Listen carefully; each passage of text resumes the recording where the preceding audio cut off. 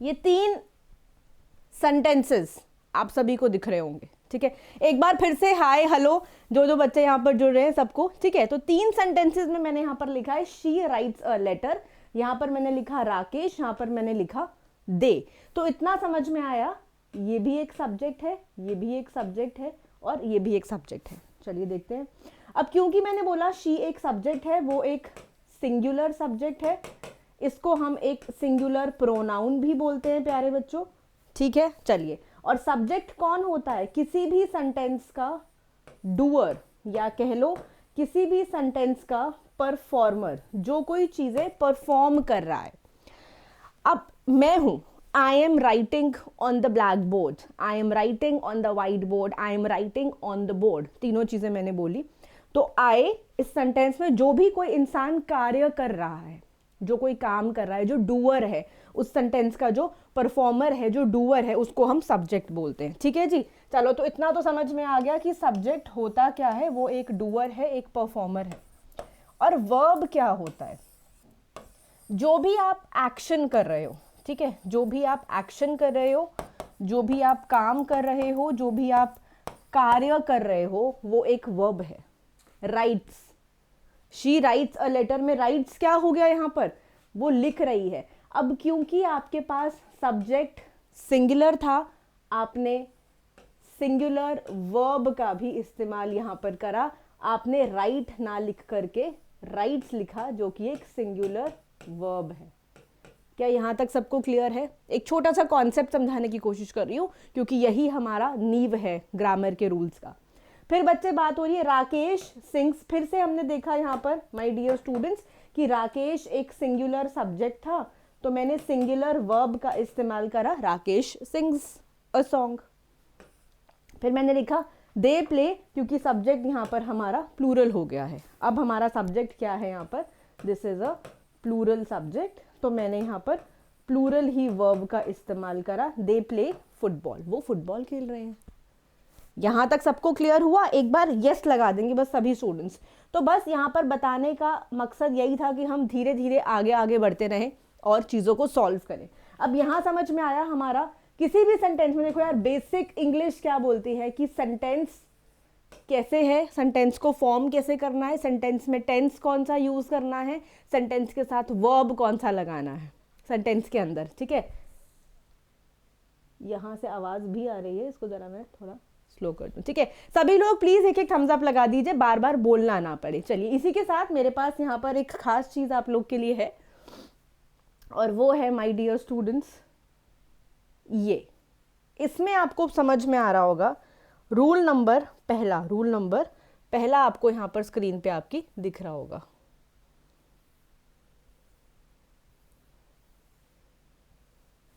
Give me a while.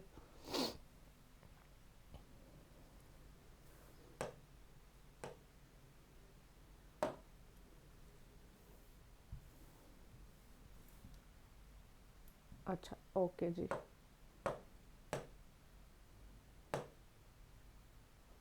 ठीक है, okay. इसको आप रूल को बहुत अच्छे से यहाँ पर समझ सकते हैं। पूरा का पूरा रूल आपको बहुत अच्छे से दिख रहा होगा ब्लैक बोर्ड पे। पहला रूल हमें ये बोलता है, ध्यान से समझेंगे, एक एक वर्ड वो समझते चले जाएंगे। The first rule is what we have already discussed, the use of singular verb with a singular subject. अभी यही पढ़कर आए ना हम कि प्यारे बच्चों, अगर आपका सब्जेक्ट सिंगुलर है तो आपका वर्ब भी जो है वो सिंगुलर होगा। एंड नंबर 2 भी समझ लीजिए, अगर आपका सब्जेक्ट प्लूरल है तो प्यारे बच्चों आपका वर्ब भी प्लूरल ही होगा। For example, Rachel spends her free time listening to the music. यहाँ पर क्या लिखा है बच्चे? ये एक सब्जेक्ट है, सिंगुलर सब्जेक्ट है, और यहाँ पर सिंगुलर वर्ब का इस्तेमाल किया गया है। Singular subject with singular verb, बस इतना सा ही रूल को समझना है। नंबर 2 क्या बोलता है? Blaine and Kurt play the piano, तो प्लूरल सब्जेक्ट है, एंड जुड़ गया है यहाँ पर, तो हमने यहाँ पर प्लूरल वर्ब का इस्तेमाल, प्ले का इस्तेमाल करा। पहले तो ये समझ लेंगे कि प्ले प्लूरल है और प्लेज सिंगुलर है, ये समझना बहुत जरूरी है। बिल्कुल बेसिक समझा रही हूँ, ये आपके सभी एग्जाम्स में बहुत काम आने वाला है। प्ले एक आपका प्ले एक प्लूरल है, प्लेज एक सिंगुलर है।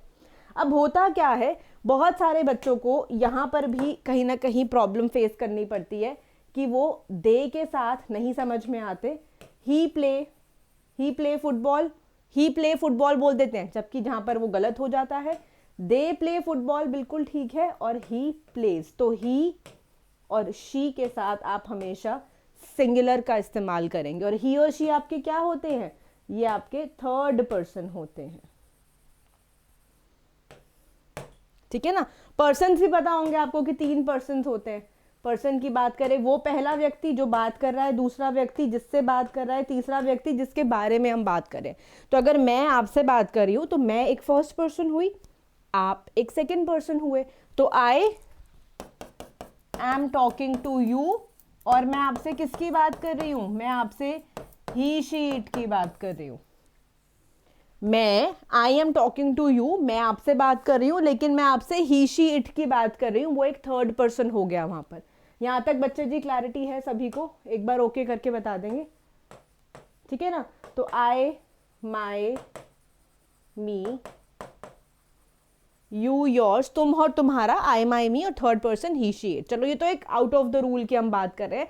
ये एक्चुअली ये एक रूल जो है ना, अगर आपको ये रूल समझ में आता है तो यानी कि आपका प्रोनाउन का रूल बहुत ज्यादा स्ट्रांग हो जाता है। और पूरा प्रोनाउन मैं तो यही बोलूंगी यार कि इसी के ऊपर आधारित है। I will just say that, ठीक है। सभी लोग यार, मैं एक ना यस एक्सपेक्ट कर रही हूँ आपसे। अगर आपको लग रहा है कुछ समझ में नहीं आ रहा, I will explain you 1 bar 2 bar 3 bar 4 bar, but बस यस कर दो या थम्स अप लगाते चले जाओ, ठीक है। चलिए नेक्स्ट क्वेश्चन को देखते हैं। फिर आ गया यहाँ पर शी लाइक्स, और शी लाइक्स में हमने क्या लिख दिया प्यारे बच्चों, शी एक सिंगुलर सब्जेक्ट है तो हमने लाइक्स का इस्तेमाल करा। बार बार आप देखोगे कि आपको एक सेंटेंस को फॉर्म कैसे करना है। कभी भी एग्जाम में या बेसिक इंग्लिश भी सीख रहे हो, एज अ बिगिनर भी सीख रहे हो ना, तो ये जान लो कि ये आपके पास सेंटेंस लिखा है, उस सेंटेंस को फॉर्म कैसे करना है, उसको बोलना कैसे है, उसमें वो कुछ चीज़ें कैसे लगानी है, वो यहीं से समझ में आने वाली है, ठीक है जी। आगे बढ़ेंगे, सब लोग ओके हैं यहाँ तक। चलिए आगे हम देखते हैं। तो शी लाइक्स भी हमें यहाँ तक समझ में बच्चे जी आ गया है, ठीक है ना। All right, here we go.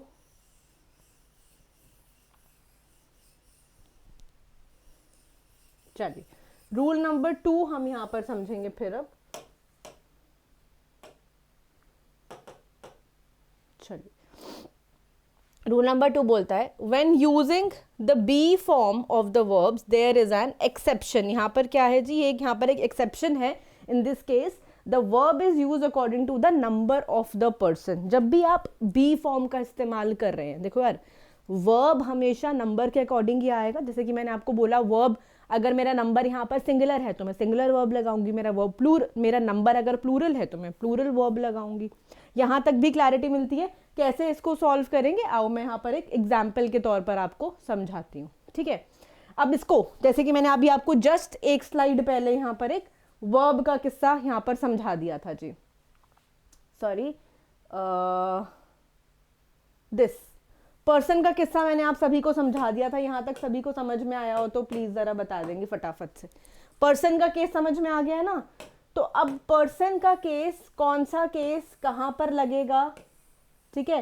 He sheet का यूज कहाँ होगा, ही शीट के साथ वर्ब क्या होगा, ही शीट अपनी सिंगुलर में या फिर अपनी प्लूरल टर्म्स में किस प्रकार से यूज किए जाते हैं, ठीक है।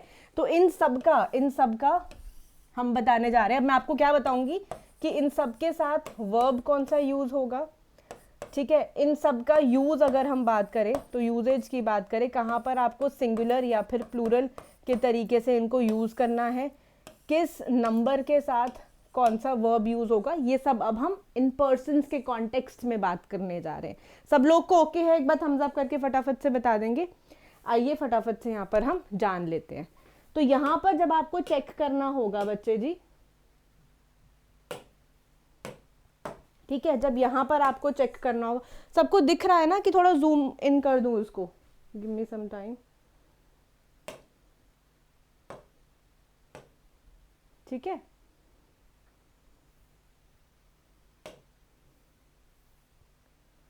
चलिए ये 3 प्रोनाउंस आपको यहाँ पर दिख रहे हैं आपकी स्क्रीन पर, 1, 2 and 3, first, second and third. Singular क्या है, प्लूरल क्या है, कब किसका कहाँ इस्तेमाल करना है वो जरा जानेंगे। बहुत ज़रूरी है। आप कोई भी कॉम्पिटिटिव एग्ज़ाम देखो यार, कॉम्पिटिटिव एग्ज़ाम यानी कि आपको अपनी स्पीड, अपनी एक्यूरेसी को टाइमर के अकॉर्डिंग मापना है, ठीक है ना। टाइमर के अकॉर्डिंग मापने का मतलब यही है। स्पीड और एक्यूरेसी तभी अच्छा होगा अगर कॉन्सेप्ट समझ में आ रहा है। तो कॉन्सेप्ट पे थोड़ा सा फोकस करते हैं। यहाँ पे है हमारा पर्सन, जैसे कि मैंने बताया ये हमारा फर्स्ट पर्सन है, ये हमारा फर्स्ट पर्सन है, यहाँ पर ये सिंगुलर है, यहाँ पर ये प्लूरल है। सेकेंड पर्सन सिंगुलर प्लूरल आ गया, फिर थर्ड पर्सन सिंगुलर और थर्ड पर्सन प्लूरल। समझ में आता है जी। ऑफ कोर्स अगर मैं आई की बात कर रही हूँ तो वो सिंगुलर है, अगर मैं वी की बात करती हूँ तो वो प्लूरल है, ठीक है ना। यहाँ लिखा है आई एम कॉन्फिडेंट, तो ये एक एग्जाम्पल हो गया आपके लिए। बी फॉर्म की वर्ब का इस्तेमाल हो रहा है, एम, आर, इज और आर। देखते हैं कैसे। आई, माई, मी, वी, अवर, अस, तो आई एक सिंगुलर हुआ, यहाँ पर हमने सिंगुलर लगाया तो आई एम कॉन्फिडेंट। कभी भी आप आई आर या फिर आई इज का इस्तेमाल नहीं करते। लेकिन जब आप लिखते हैं वी, ये एक प्लूरल सब्जेक्ट है और फर्स्ट पर्सन मतलब कि हम सब, वी के साथ मैंने जोड़ा वी आर कॉन्फिडेंट। यहां तक समझ में आया सबको प्यारे बच्चों? यहां तक समझ में आ गया जी। सेकंड पर्सन की बात हो रही है। जब मैंने बोला था यू, योर्स, ये एक सेकंड पर्सन है, तो आप यू के साथ कभी इज का इस्तेमाल करते हैं क्या? जी नहीं, कभी नहीं करते। आप बोलते हैं you are confident, you are confident बोलते हैं। येस और नो, बहुत आसान चीज़ें हैं, आसान तरीके से ही इसको सॉल्व कर रहे हैं और ये रूल्स जानने बहुत बहुत बहुत ही ज़्यादा ज़रूरी है। कोई भी एग्जाम ले लो। फिर बच्चे बात हो रही है ही इज कॉन्फिडेंट, थर्ड पर्सन, तीसरा पर्सन यानी कि ही, शी और इट के बारे में आप बात कर रहे हो। तो ही, शी और इट के बारे में बात कर रहे हो, जिसके बारे में बात कर रहे हो। ही इज, शी इज और इट इज। और थर्ड पर्सन प्लूरल में क्या हो जाएगा? दे, और दे के साथ लग गया they are. They are amazing, they are good, they are better now, they are this, they are that, she is this, she is that, it is this, ठीक है ना। तो it is amazing, she is confident, he is confident. सबको यहाँ तक समझ में आ गया होगा। ये हमारा रूल नंबर ये वाला यहाँ से कंप्लीट हो गया जी। आगे बढ़ते हैं। अब इसको फिर से मैं आपको समझाना चाहूंगी। यहाँ पर बात हो रही है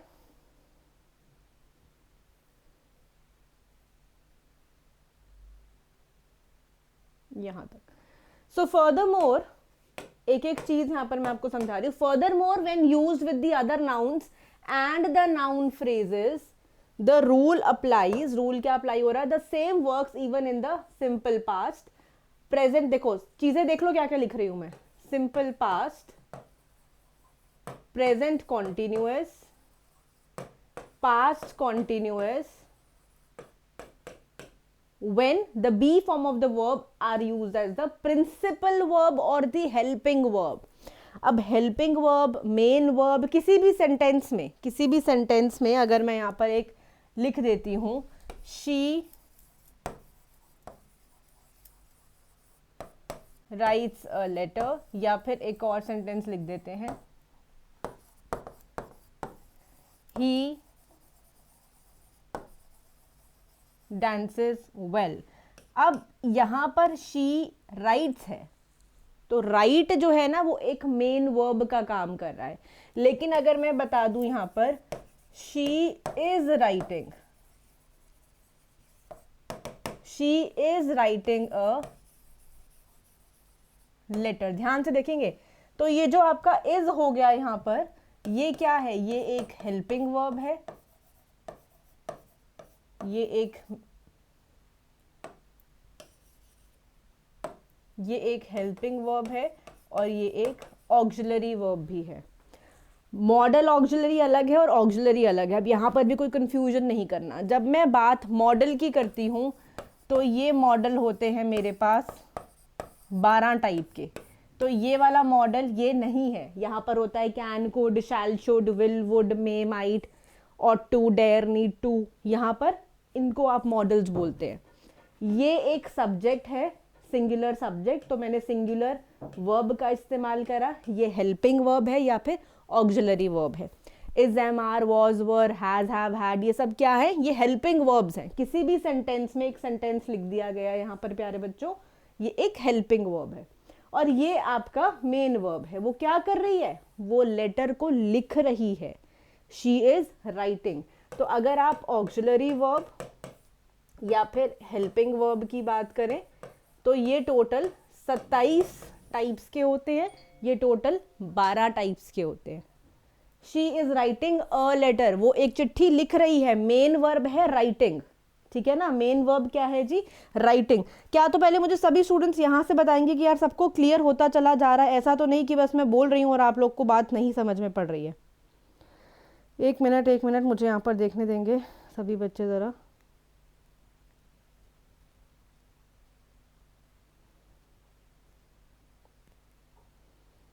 ठीक है, यहाँ तक सबको क्लियर है? आई थिंक क्लैरिटी है, यहाँ पर दिखाई दे रहा है? येस और नो करके बताएंगे, 1 सेकेंड का टाइम देंगे। Something has stopped I believe. ठीक है ना, यहाँ तक कोई कंफ्यूजन तो नहीं हो रहा बच्चे? एक सेकेंड आई थिंक द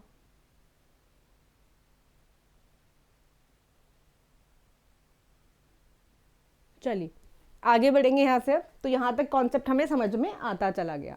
इसी प्रकार से आप देखो, अब कहीं ना कहीं चलो एक एग्जाम्पल ले लेते हैं यार। जब हम बात एग्जाम की करते हैं, ये तो अभी अगर आपको इन रूल्स को आपने अंडरस्टैंड कर लिया है, आपकी समझ बन गई है, तो चाहे एग्जाम में कहीं से भी प्यारे बच्चों कोई एरर आ जाए, कोई फ्रेज को रिप्लेस करना आ जाए, कोई क्लोज टेस्ट, कोई फिलर, ये सभी चीज़ें जब आपकी ग्रामर के कॉन्सेप्ट के ऊपर आती है ना, तो प्रॉब्लम तो वहाँ लगती है। असली प्रॉब्लम तो वहाँ हमें जूझना पड़ता है जब ग्रामर के कॉन्सेप्ट के ऊपर क्वेश्चंस आ जाते हैं। तो बार बार यही समझाऊंगी कि इन सब को आपको एक बार समझना है ना। ये एक वन टाइम प्रोसेस है। अगर आपने एक बार इनको समझ लिया, चीज़ें ज़िंदगी भर आपके दिमाग में रहेंगी। सिर्फ समझना है और प्रैक्टिस, यानी कि जितना आप उसको बोलोगे, the more you speak, the more you speak, the more you practice, the more you use. अगर आप ये सभी चीज़ें करते हो तो चीज़ें ऑलमोस्ट एक डबल स्पीड से आपको समझ में आती हैं, डबल स्पीड से। क्या यहाँ तक सबको क्लियर है? यस और नो करके बता देंगे फटाफट से। कोई कंफ्यूजन है क्या यहाँ तक? जल्दी से, मुझे आंसर नहीं लगा होगा तो समझ में नहीं आएगा। So you have to put an answer to tell me. जल्दी से बता देंगे यार। ठीक है, आगे बात करेंगे। चलिए, तो यहाँ तक तो हो गया जी complete. Let's just go back.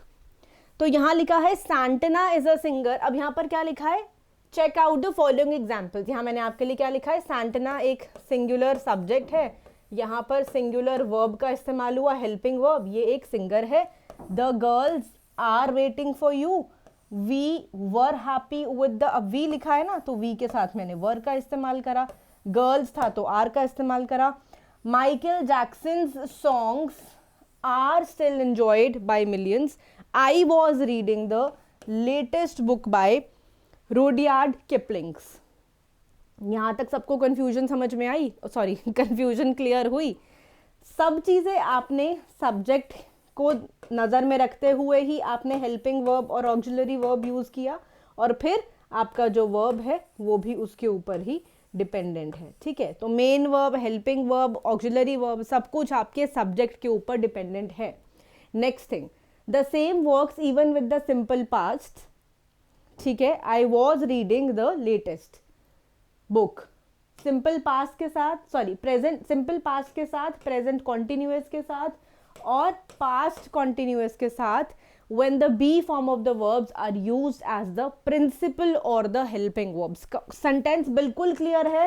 In examples के साथ चीज़ें और भी ज़्यादा क्लियर हो गई हैं, एक स्टेप और क्लियर हो गया। अब आप सोचो यार, कहीं ना कहीं आपको कोई इंसान एक रूल्स समझा रहा है, और कहीं ना कहीं एक बार ऐसा हो रहा है कि वो इंसान आपको एक स्पेसिफिकली, मैंने आपके लिए एक स्पेसिफिकली फाउंडेशन का बैच जो है वो डिज़ाइन किया है। इस फाउंडेशन में अगर आप अपनी नींव अच्छी कर लेते हो तो IBPS में या फिर 2024 में कोई भी आने वाले एग्जाम्स हैं उनमें कभी भी आप मार नहीं खाएंगे। तो ये 5 महीने के लिए बैच मैंने आप लोगों के लिए बनाया है। This batch is for 5 months, ये 5 महीने के लिए बैच है और बहुत सारी चीज़ें आपको इस बैच में समझ आने वाली हैं फ्रॉम द बेसिक्स इटसेल्फ, है ना।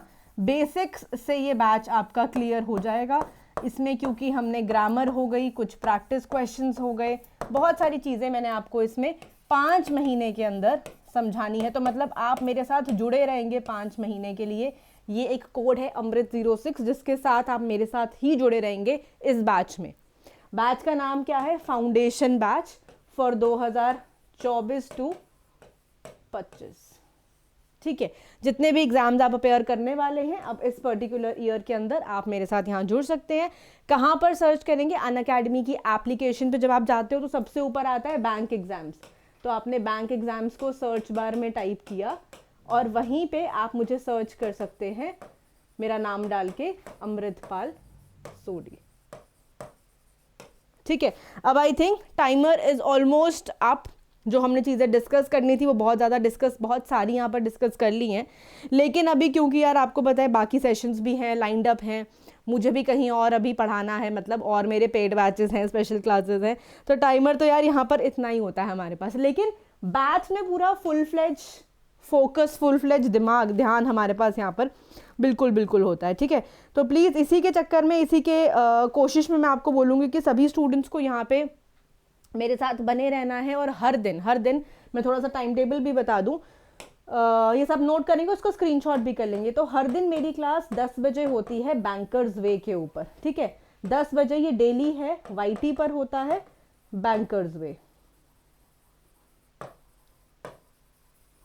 ठीक है, तो यहाँ पर आप मेरे सेशन को ज़रूर देखेंगे और आपने देखा होगा सिर्फ एक नहीं, दो नहीं, बहुत सारी चीज़ें हैं, बहुत सारे रूल्स हैं और ये भी कुछ ऐसे रूल्स जो हैं जो अभी हम डिस्कस करेंगे, बट उसका मतलब ये नहीं है कि सारा कुछ हम आज ही कवर कर ले। लेकिन मेरा यहाँ कॉन्सेप्ट क्या है कि एक एक पॉइंट बेसिक से समझाऊं, चाहे इस एक क्लास को मैं 2 में डिवाइड कर दूं, चाहे आप मेरे साथ यहाँ पर आज 5 क्वेश्चंस कर रहे हो और कहीं दूसरी क्लास में शायद आप 50 क्वेश्चंस कर रहे हो, तो मैं फिर भी बोलूँगी यार कि क्वालिटी पे फोकस करो हमेशा। ठीक है, फोकस ऑन क्वालिटी। 50 क्वेश्चन तो यहाँ पर भी पॉसिबल नहीं है, हो सकता है यहाँ पर शायद आप 10 क्वेश्चंस कर लो, लेकिन यहाँ पर आपको क्वालिटी, आपको बेसिक्स, इसको हम यहाँ कर लेते हैं, ठीक है ना, तो क्वालिटी और बेसिक्स सारे मिलेंगे मेरे साथ। चलिए, तो इसी के साथ सेशन की समाप्ति करते हैं। 10 बजे हर दिन जुड़ना है क्योंकि अब दूसरी क्लास का समय हो गया है, so I also have to take your leave now और जल्दी से हम मिलेंगे एक नेक्स्ट सेशन में। Thank you so much. Session अगर अच्छा लगा हो तो मुझे कमेंट सेक्शन में ज़रूर बताएंगे। लेकिन उसी के साथ एक होमवर्क क्वेश्चन मैं देना चाहूँगी जो मैं हर सेशन में हर स्टूडेंट्स को अपने होमवर्क ज़रूर देती हूँ। ठीक है,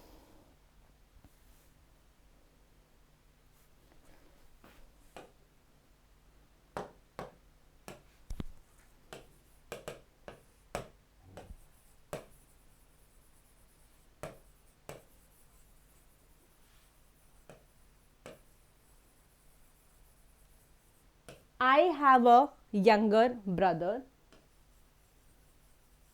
आपको इनमें एरर्स बताने हैं। ठीक है जी, आपको क्या करना है, एरर्स बताने हैं और ये आपका होमवर्क क्वेश्चन है। एरर्स बताने हैं और कमेंट करके बताएंगे।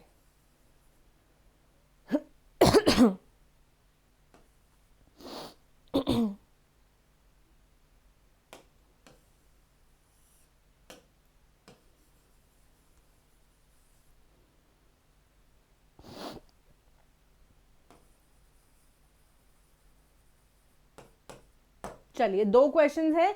इन 2 क्वेश्चंस में आपको बताना है कि एरर कहाँ पर है। ये आप मुझे कैसे बता पाएंगे? नीचे दिए गए कमेंट बॉक्स में आप लोग कमेंट करेंगे और मुझे जल्दी से इसका आंसर फटाफट से बता देंगे। थैंक यू, शुक्रिया, अपना ख्याल रखिएगा और इसको फटाफट से एक बार जो है स्क्रीनशॉट कर लेंगे। I have a younger brother, they play guitar. ठीक है, चलिए, thank you and do make a screenshot of this page. Thank you guys.